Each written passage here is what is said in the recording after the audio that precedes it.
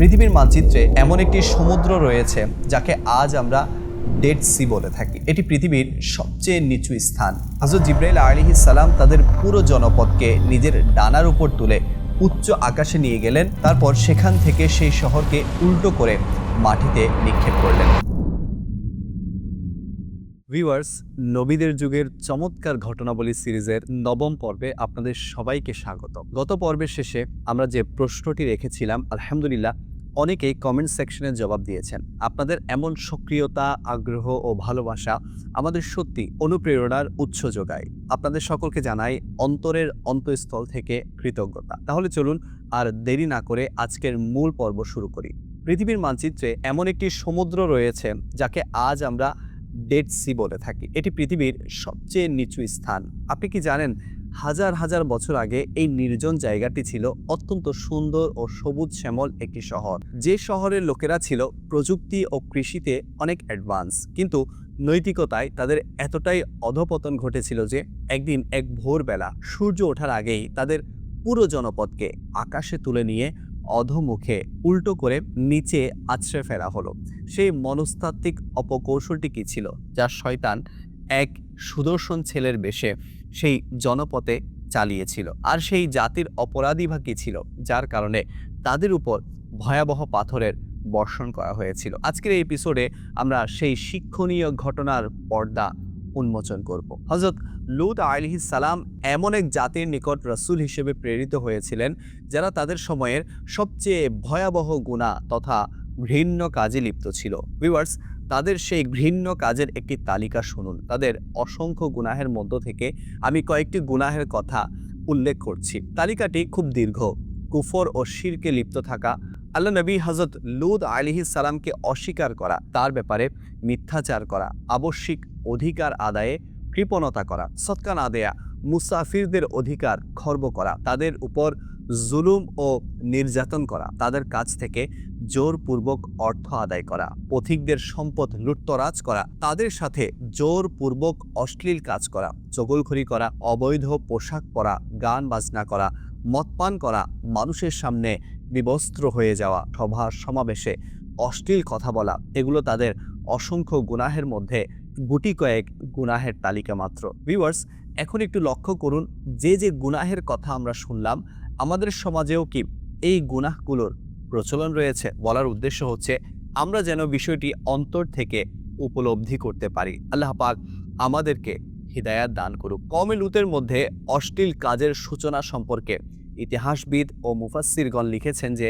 সেই জাতির জনপদগুলো ছিল খুবই জনবহুল ও সবুজ শ্যামল। সেখানে বিভিন্ন ধরনের শস্য, ফল ফলাদি প্রচুর পরিমাণে উৎপন্ন হতো। এই সমৃদ্ধির কারণে প্রায়শ অন্য এলাকার লোকেরা অতিথি হয়ে তাদের শহরে আসতো, আর এখানকার বাসিন্দাদের তাদের অতিথি আপ্যায়নের বোঝা বহন করতে হতো। কিছুদিন যাওয়ার পর এখানকার লোকেরা অতিথিদের আগমনে খুবই বিরক্ত হয়ে পড়ল, কিন্তু তাদের বারণ করা বা তাড়িয়ে দেওয়ার কোনো উপায় তাদের চোখে পড়ছিল না। এই পরিস্থিতিতে ইবলিশ এক বৃদ্ধ রূপে প্রকাশ পেল এবং তাদের বলল, যদি তোমরা অতিথিদের আগমন থেকে মুক্তি পেতে চাও তবে এভাবে করো, যখন কোনো অতিথি তোমাদের জনপদে আসবে তখন জোর করে তার সঙ্গে অশ্লীল কাজ করো। দেখবে এই জনপদে আর কোনো অতিথি আসবে না। অতঃপর প্রথমে ইবলিশ নিজেই এক সুদর্শন ছেলের রূপ ধরে অতিথি হয়ে সেই জনপদে প্রবেশ করলো এবং তাদের দ্বারা সেই জঘন্য কাজ করালো। আর এভাবে শয়তানের মাধ্যমে সেই জনপদে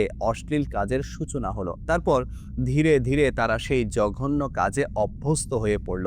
অতঃপর হযরত লূত আলাইহিস সালাম এই জাতির কাছে রাসূল হিসেবে আগমন করলেন। তিনি তাদের নসিহত করে বললেন, হে আমার জাতি, আল্লাহ তাআলা আমাকে তোমাদের কাছে রাসূল করে পাঠিয়েছেন। আমি তার ওহী ও রিসালাতের বিশ্বস্ত আমানতদার। আমি তোমাদের উপদেশ দিচ্ছি, কুফর, শিরক, রাসূলকে অস্বীকার করা সহ অশ্লীল কাজ থেকে বিরত হও। এগুলোর কারণে যেন তোমাদের উপর আল্লাহর আযাব নেমে না আসে। এ ব্যাপারে আল্লাহকে ভয় করো। আমি তোমাদের যে সোজা পথের দিকে ডাকছি সেই পথে চলো এবং আমার আনুগত্য করো। আর মনে রেখো, দ্বীনের প্রচার ও শিক্ষা দেওয়ার জন্য আমি তোমাদের কাছে কোনো পারিশ্রমিক বা দুনিয়াবি উপকার চাই না। আমার প্রতিদান তো কেবল আমার রব তাআলার কাছেই রয়েছে। এছাড়াও তিনি তাদের সবচেয়ে খারাপ অভ্যাসের নিন্দা করে বলেন, সৃষ্টি জগতের মধ্যে কি কেবল তোমরাই এই হারাম ও নিকৃষ্ট কাজ করার জন্য বেঁচে আছো যে তোমরা পুরুষদের সাথেও অশ্লীল কাজ করছো? এই জঘন্য কাজের কারণে তোমরা সীমা লঙ্ঘন করে ফেলেছ। হযরত লূত আলাইহিস সালামের নসিহতের জবাবে তারা বলল, হে লূত, যদি তুমি আমাদের উপদেশ দেয়া এবং এই কাজকে খারাপ বলা বন্ধ না করো, তবে অবশ্যই তোমাকে এই শহর থেকে বের করে দেওয়া হবে। ভিউয়ার্স, কেমন ছিল সেই জাতি? আল্লাহর নবী তাদের বাঁচাতে চাইলেন, অথচ তারা উল্টো তাকেই হুমকি দিয়ে বসলো। জাতির কথা শুনে হযরত লূত আলাইহিস সালাম বললেন, আমি তোমাদের কাজকর্মে সম্পূর্ণ বিরক্ত এবং এর প্রতি আমার তীব্র ঘৃণা রয়েছে। অতঃপর তিনি আল্লাহর দরবারে দোয়া করলেন, হে আমার রব, আমাকে এবং আমার পরিবারকে তাদের কাজের কারণে আসা আযাব থেকে নিরাপদ রাখো। একবার তিনি তাদের বললেন, নিশ্চয়ই তোমরা এমন অশ্লীল কাজ করছো যা তোমাদের আগে পৃথিবীর কেউ করেনি। তোমরা পুরুষের সাথে অশ্লীল কাজ করছো, পথিকদের হত্যা করছো, তাদের সম্পদ লুট করছো এবং মানুষের পথ বন্ধ করে দিচ্ছ। আর তোমরা নিজেদের সভা সমাবেশে অশ্লীল কাজ ও বাজে কথা বলে বেড়াচ্ছ। এসব থেকে বিরত হও, নইলে আল্লাহর আযাব তোমাদের গ্রাস করবে। এর উত্তরে তারা উপহাস করে বলল, যদি তুমি সত্যবাদী হও যে এসব কাজের জন্য আযাব নেমে আসবে, তাহলে আমাদের উপর সেই আল্লাহর আযাব নিয়ে এসো। যখন হযরত লূত আলাইহিস সালাম দেখলেন যে এই জাতি সঠিক পথে ফিরে আসার কোনো সম্ভাবনা নেই, তখন তিনি আল্লাহর দরবারে দোয়া করলেন। আল্লাহ তাআলা ইরশাদ করেন, যা কানজুল ঈমান থেকে অনুবাদ, আরজ করল, হে আমার প্রতিপালক, আমাকে সাহায্য করো এসব অশান্তি সৃষ্টিকারী লোকের বিরুদ্ধে।